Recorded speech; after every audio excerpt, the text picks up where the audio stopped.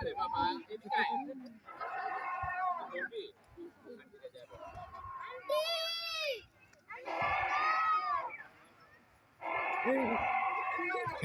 Deinonychus might sound like a mouthful, but its name actually means terrible claw. তোমরা কি জানো ডিয়ানোনিকাসের ভয়ঙ্কর ভয়ঙ্কর নখর ছিল, যেগুলোতে একটা সময় তারা অনেক বড় বড় শিকার করত।